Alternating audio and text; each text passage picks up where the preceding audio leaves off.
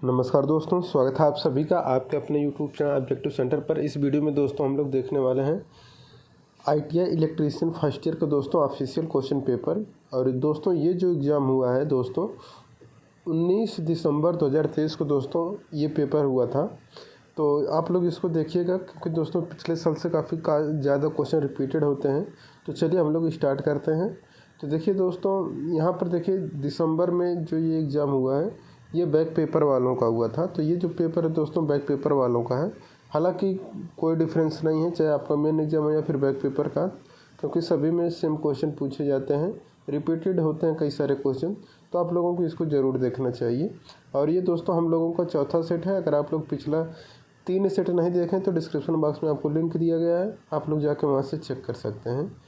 अब देखिए दोस्तों, यहाँ पर सबसे पहले दोस्तों आ जाता है क्वेश्चन ट्रेड थ्योरी का। ट्रेड थ्योरी का यहाँ पर पहला क्वेश्चन देखिए कह रहा है, what is the formula for the equivalent resistance of the 3 resistor R1 R2 and R3 are connected in parallel circuit. यदि दोस्तों R1 R2 और R3 समानांतर परिपथ में जुड़े हैं तो कुल प्रतिरोध क्या होता है, उसका फार्मूला क्या होता है। तो इसके लिए दोस्तों जो फार्मूला होता है वो रहता है आपका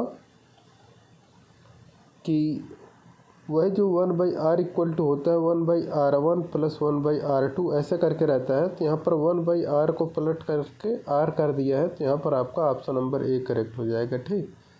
दूसरा क्वेश्चन यहाँ पर देखिए क्या कह रहा है, what is the type of test in domestic wiring installation. घरेलू वायरिंग स्थापना में परीक्षण का प्रकार क्या है। तो दोस्तों यहाँ पर घरेलू वायरिंग स्थापना में परीक्षण का जो प्रकार है वो बताना है। तो यहाँ पर दोस्तों ये जो परीक्षण का प्रकार है तो ये दोस्तों आपका कहलाता है पोलैरिटी टेस्ट। तो ध्रुवता जांच यहाँ पर ऑप्शन नंबर डी करेक्ट हो जाएगा। अब देखिए दोस्तों यहाँ पर तीसरा क्वेश्चन कर रहा है, why system earthing is different in utilization then equipment earthing. उपकरण अर्थिंग की तुलना में सिस्टम अर्थिंग अलग क्यों है। तो देखिए दोस्तों, it is associated with current carrying conductor. यह धारा वाहक चालकों से संबंधित है, इसलिए उपकरण अर्थिंग की तुलना में सिस्टम अर्थिंग अलग है। ठीक। अब देखिए दोस्तों यहाँ पर चौथा क्वेश्चन क्या रहा है, what will happen to the value of earth resistance if length of the earth pipe is increased. यदि अर्थ पाइप की लंबाई बढ़ जाती है तो अर्थ के प्रतिरोध के मान पर क्या प्रभाव पड़ेगा। तो देखिए यदि जो अर्थिंग पाइप होती है अगर उसकी लंबाई बढ़ा दी जाती है तो अर्थ का प्रतिरोध जो होता है वह घट जाता है। ऑप्शन नंबर यहाँ पर बी करेक्ट हो जाएगा, डिक्रीज।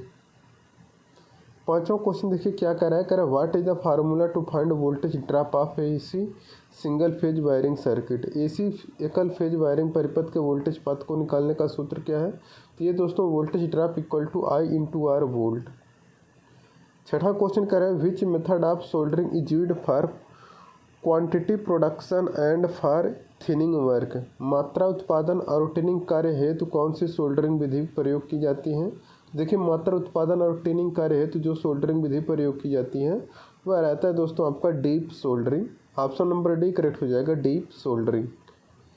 सातवां क्वेश्चन करें, what is the formula for reactive power PR in an AC circuit. AC circuit में रिएक्टिव पावर PR का सूत्र क्या होता है। तो एक्टिव पावर का दोस्तों जो रिएक्टिव पावर का जो होता है फार्मूला वो होता है PR equal to VI into sine theta. आठवां क्वेश्चन करें, what is the purpose of providing explosion vent in a power transformer.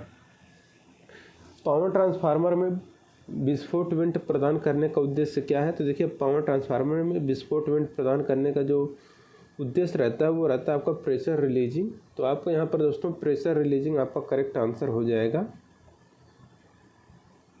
नौवां क्वेश्चन यहाँ पर कह रहा है, which electrical effect that the single phase energy meter work.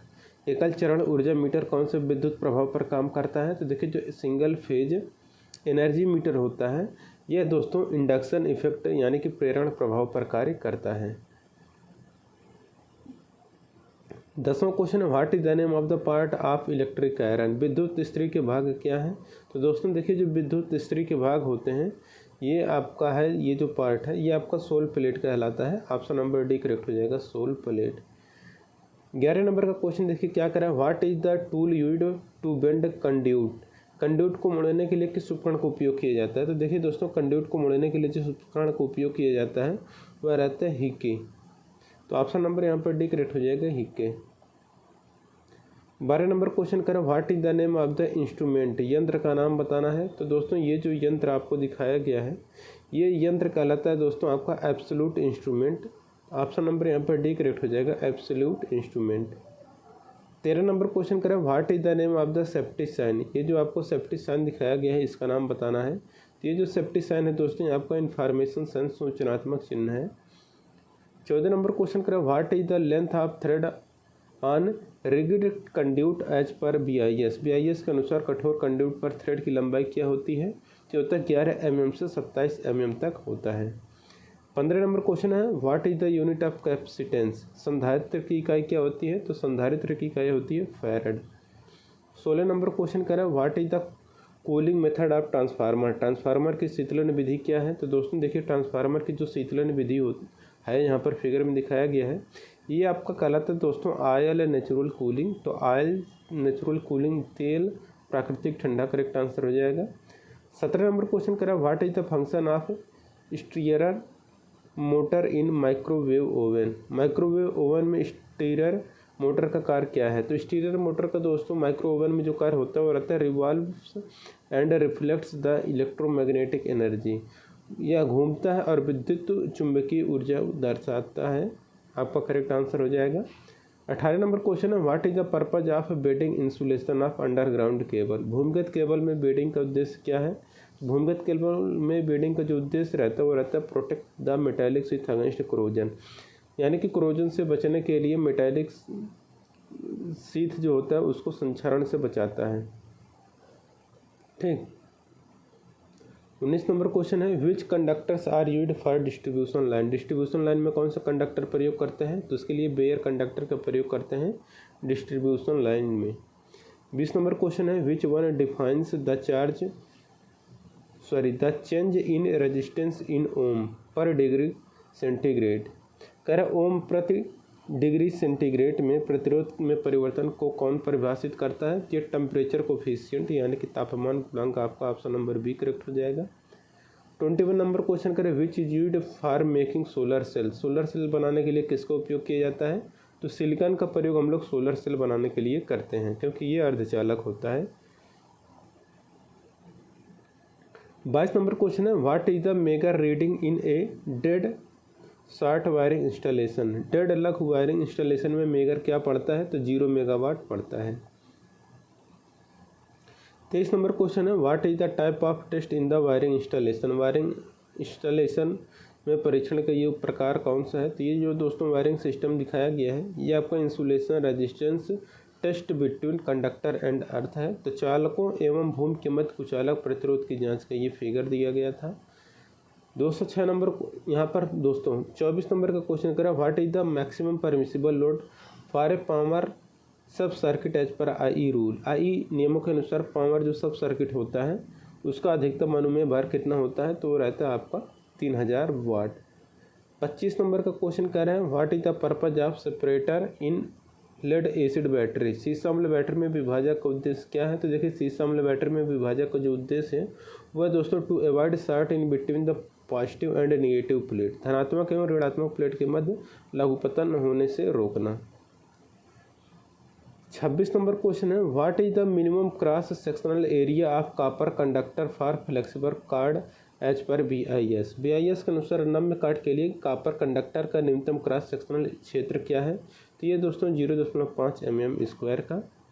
अब देखिए यहाँ पर 27 नंबर क्वेश्चन करा है, what is the frequency of AC supply in India?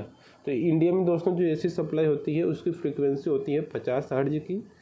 28 number question करा, which electrical quantity is directly proportional to the ED current? कौन सी विद्युत मात्रा सीधे भंवर धारा के समानुपाती होती है? ये रहता है दोस्तों आपका फ्रीक्वेंसी यानी कि आवृत्ति। 29 नंबर क्वेश्चन है, which cable laying method is used in generating station? उत्पादन संयंत्रों में किस प्रकार के केबल बिछाने की विधि क्या है? तो वह दोस्तों रैक इन एयर, हवा में रैक।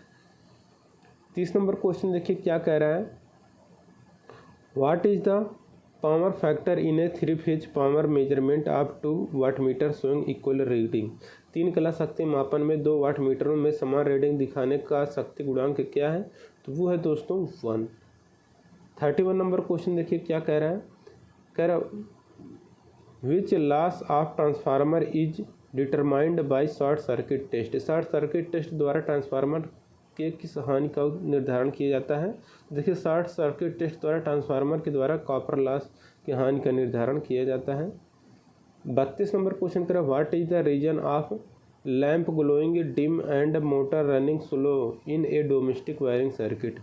घरेलू वायरिंग सर्किट में लैंप चमक कम और मोटर धीमी गति से चलने का क्या कारण है, तो यह high value series resistance fault, तो उच्च मान श्रेणी परिपथ 2, ऑप्शन नंबर बी करेक्ट हो जाएगा। 33 नंबर क्वेश्चन देखिए क्या कह रहा है, कह रहा what is the minimum size of copper earth continuity conductor used in single phase domestic wiring as per BIS।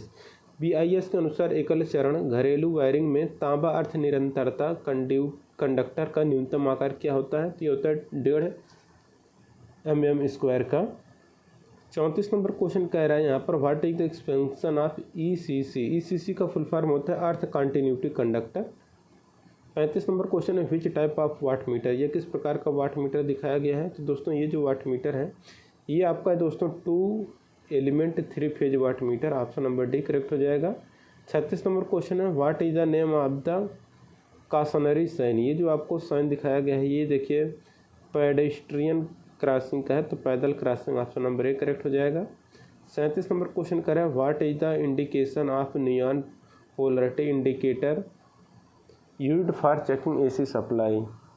तो नियन ध्रुवता संकेतक का AC आपूर्ति जांचते समय संकेत क्या है, तो यह बोथ इलेक्ट्रोड विल ग्लो, दोनों इलेक्ट्रोड जलते हैं।